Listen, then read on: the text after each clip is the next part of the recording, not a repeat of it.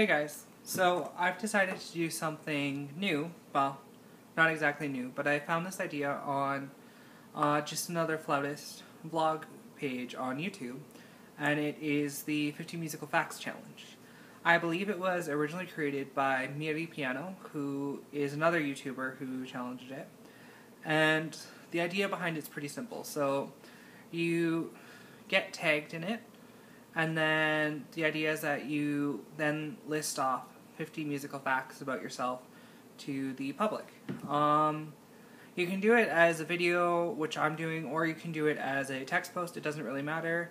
And you don't even have to do it to hear get tagged. It would just be really nice so that we can get more music majors out there just sharing their experiences. So I'm going to start off with my two tags, and what I'm going to do is I'm going to tag Have Flute Will Tumble, as well as Tumors in Music, just because I think that it'd be really interesting to see what they come up with, because it's like writing a resume. It gets really hard to actually talk about yourself when you have to sit down and think about it. So without any further ado, let's get down to it. So, 1. I've only played flute for 3.5 years. Technically 4.5 if you count my grade 7 when I played for a year and then had to quit due to extraneous circumstances. I don't count it because I had to completely restart after I quit just so that I could re-catch up. So I don't really count my 7th year. Instead I count when I started halfway through my grade 10 year. 2. I've only ever actually owned one flute, and that is my handmade Powell.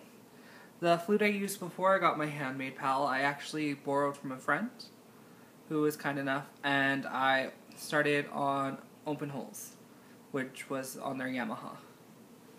3. Although I don't own a piccolo yet, and some of you who actually follow really closely know that this is going to be changing very, very soon, I have played piccolo almost as long as I have played flute. 4. I've actually played guitar for 8 years, and I did lessons for about 5. I own 5 guitars, including a bass. 6. They are also all named. My electric guitar is Aphrodite, my small acoustic is Hermes, my bass guitar is Hades, my regular performance guitar is Deirdre, and Athena is my first acoustic. 7. I've also played violin for 5 years. 8. I own 2 violins. One's named Orpheus and the other is named Antonio, after Vivaldi, because I played a lot of Vivaldi in lessons. 9. My flute's name is Eponine, as in Eponine Thénardier from Les Mis. I don't know, just the way my flute sounds reminds me of Eponine. It's a weird connection. 10. I've studied voice for 3 years.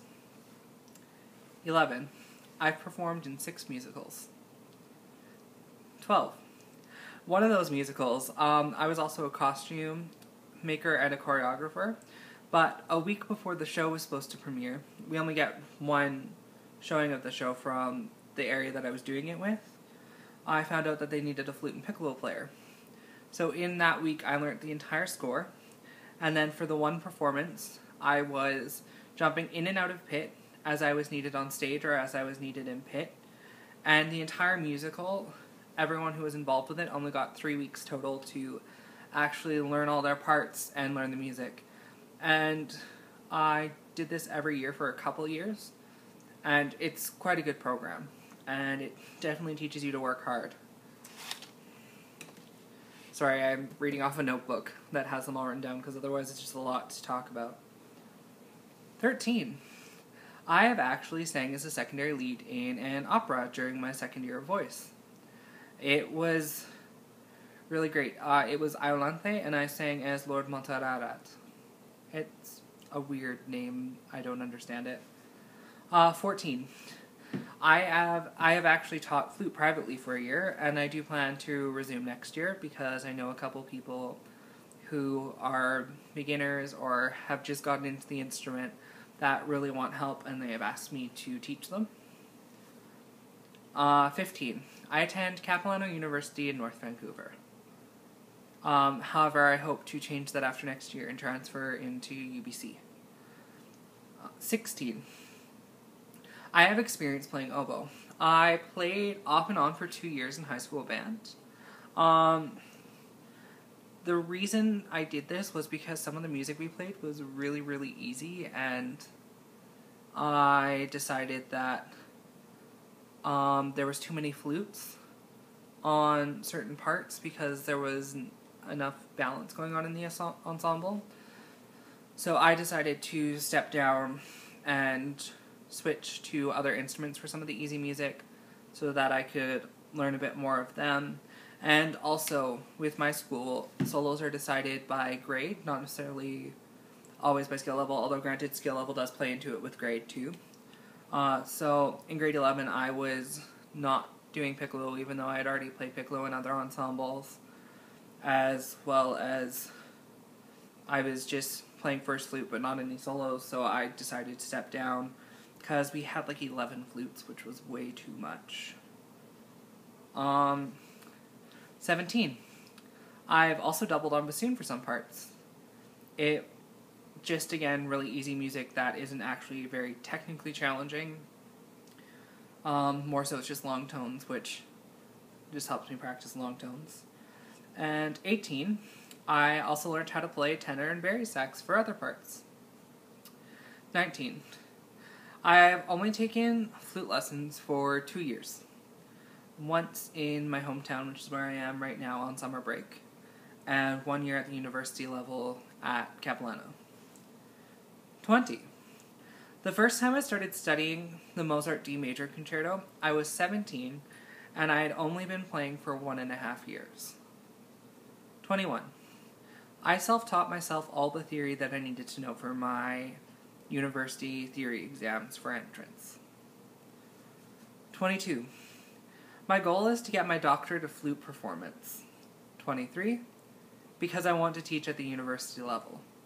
That is, like, ideal for me.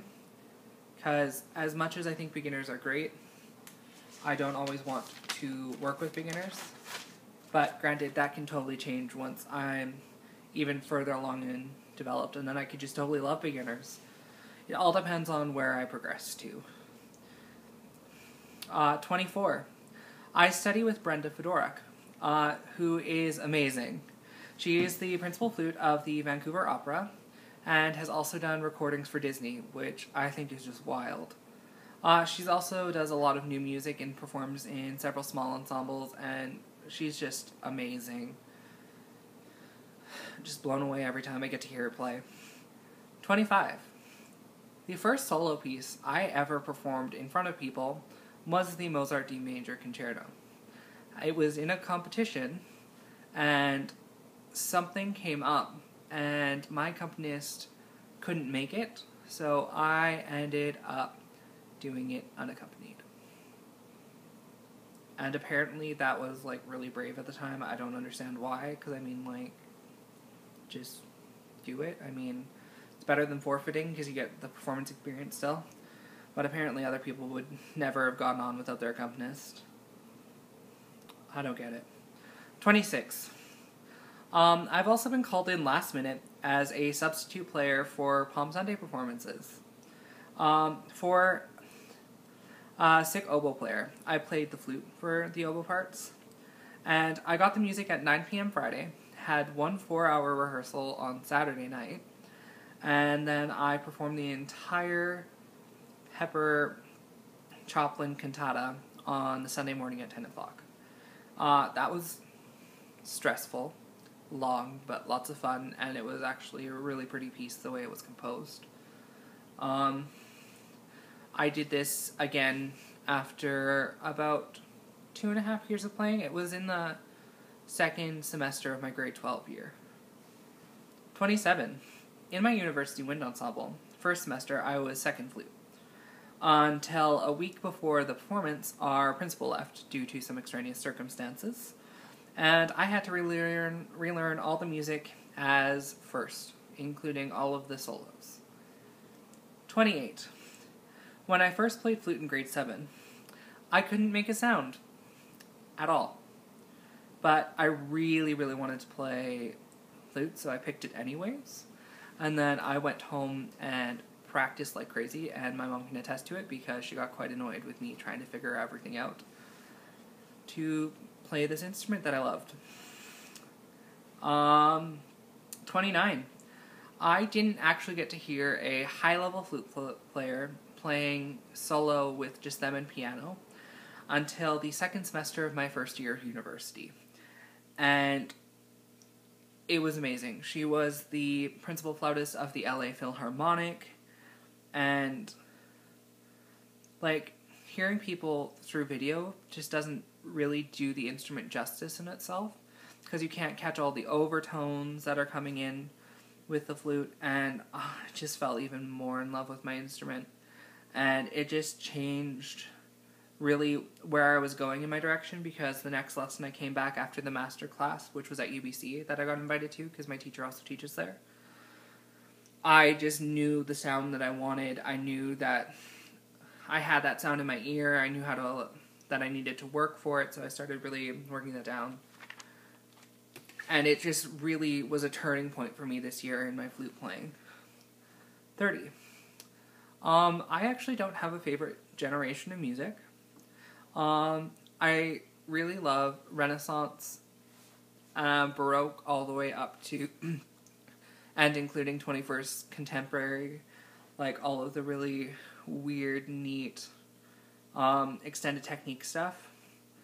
But I don't really have a super huge preference. I mean, a little bit of the medieval polyphony gets a little hard to listen to sometimes, but it's still really interesting, especially when you consider the cultural implication, as well as that's where music started and where it evolved to, and it's really neat.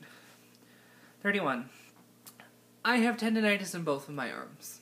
My right arm is a lot worse, my left arm is not as bad, and I actually have a little bit of carpal tunnel in my right. And carpal tunnel is reversible, which is why I posted the video last week about doing all your stretches and warm-ups and rests for your arms, because tendinitis will never come at a convenient time, and it sucks. So be careful and don't deal with it, because it sucks.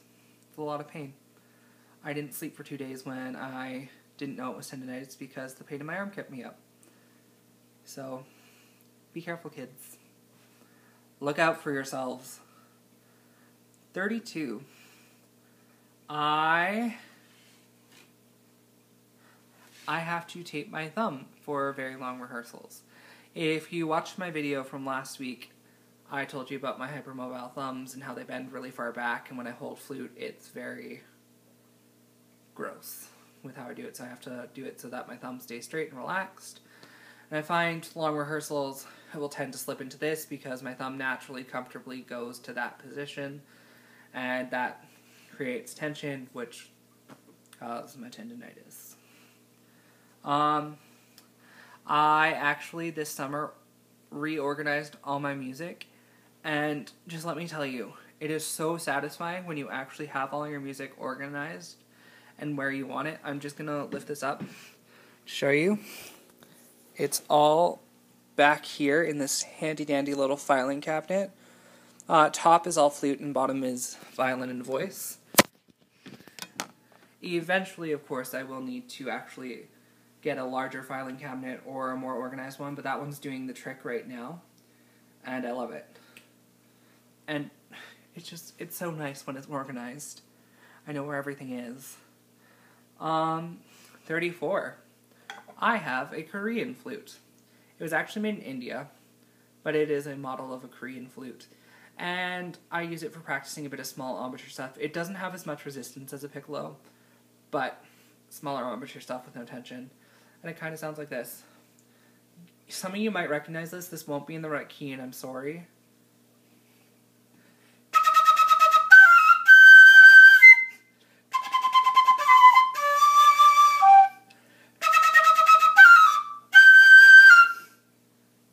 If you recognize that, that's from Semiramis by Rossini. It's a really famous piccolo part. There's more parts, but it doesn't fit because I don't have the keys that I need for it because I don't know all the alternate fingerings because I learned this as a hobby, and it's just part of me building up a collection of different flutes. 35. I also own a Brazilian flute. This one is more for appearance than playing. It doesn't play very well, but it was a gift from my friend when she went down to Brazil in Curitiba, and it's really pretty because it has, I don't know if you can really see it, but there's little carvings in it. There's monkeys, and a fish, and a turtle. The monkey really looks like one of the sets of the Nazca lines down in Peru. I think it's in Peru. I could be wrong. If I'm wrong, I'm very sorry. This one, again, as I said, doesn't really play very well, and it's also not transverse. You blow into it, and it sounds like a recorder. But I love it because it was a gift, and my friend thought of me. I also have 2 ocarinas. I have a bass ocarina, and I have a soprano ocarina. I didn't bring them out because they're packed away, and I didn't want to unpack everything that I've done, because I'm still preparing to go back in fall. I took these out because, like, I have all my boxes labeled, and these were on top. 37. I also own a set of little baby chimes and baby djembe from Jamaica that my parents got me on 2 separate occasions when they went down. They also brought me back a ukulele from Hawaii, and it's a really nice ukulele, and I love it. 38. I've played with 2 orchestras and 5 different concert bands. 39. One of the orchestras needed an extra second flute because the ones that were on it were in that music school's intermediate band, and it was supposed to be a learning experience for them, but they were still getting a little overwhelmed because the music was a bit harder than what they were facing or what they had faced so far, and they weren't used to following the conductor because he conducts in a very orchestral style as opposed to the very strict beginner band style where you have the super clean ictus. So they called me in the day before the performance just to come in and be able to play the second music beside them just so they'd have someone to follow and that they could still get the experience. So I got all the music the day before. 40, except they forgot to give me one of the pieces that they were performing the next night. So I got that piece 2 minutes before the performance. And I went on and sight read it, the second flute part. And I believe that was actually a simplified arrangement of the Hungarian dance number 5. So, in case you guys haven't really picked up on it, I am like the person who gets everything last minute. Prep time is not something I'm used to having. It's really nice. It doesn't mean that I don't like prep time, but I agree to ridiculous situations where I let myself kind of get all the stress of not being properly prepared. But I mean, it's still fun, and it was a good ensemble. The music wasn't really hard. The hard part was finding the beat in the ensemble because not all the strings were necessarily together because it was a student ensemble. But it was still a really great experience, and I would totally go back and do it again anytime. They're great. People are learning. I like when people learn. 41. I learned how to do both styles of flutter tonguing. I can do the Italian, which is the and I can do the German, which is the but another thing I can do is I can do them both together, and if you do it towards a little child, they get very afraid because it sounds like and it sounds very angry, and you have to make a really weird face to it, and don't do it to children, kids. 42. I am actually forming a trio for this upcoming year. It's composed of flute, cello, and piano with 2 of my friends that I made this year at university, and I'm really looking forward to it. 43. My goal pieces for when I finally finish my bachelor's are the Widor Suite, Voice for Solo Flute by Takemitsu, and the Pastoral from the Iwazen Trio for flute, piano, and horn. All of which you should recognize from Tumors and Music playing, because she introduced me to those pieces, and now they are my life. 44.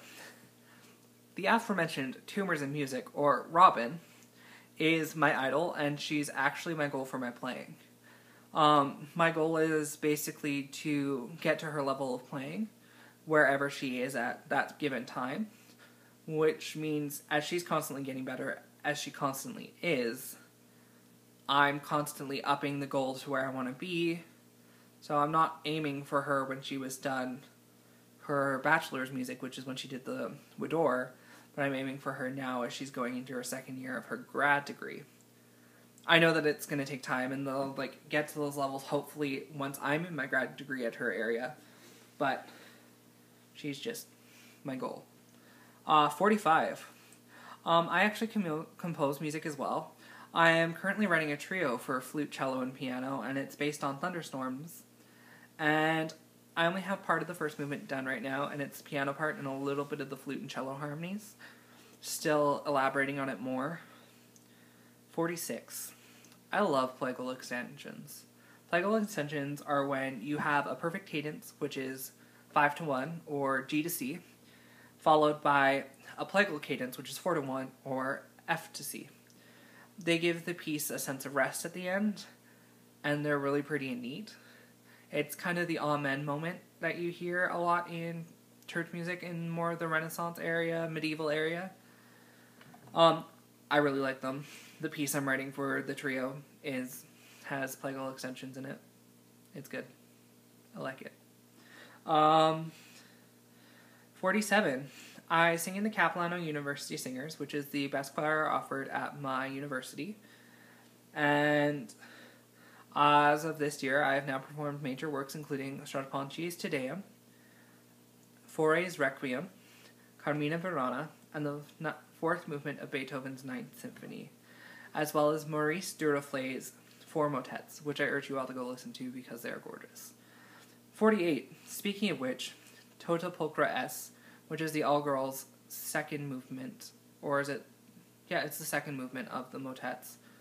Makes me cry. It is gorgeous, and I encourage you all to listen to it. 49. My favorite Renaissance composer is Josquin des Prez. I love his Kyrie and Credo from his Missa Ponge Lingua. I don't know if I pronounced that well. I'm not really good with Latin, but it's gorgeous. I also encourage you to listen to it. If you do, listen to the Tallis Scholars.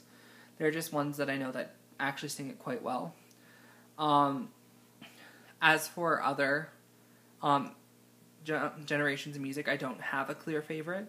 And obviously within the Renaissance, there are other composers that I acknowledge as being really great, but Josquin is my favorite. And 50. I love quarter tones.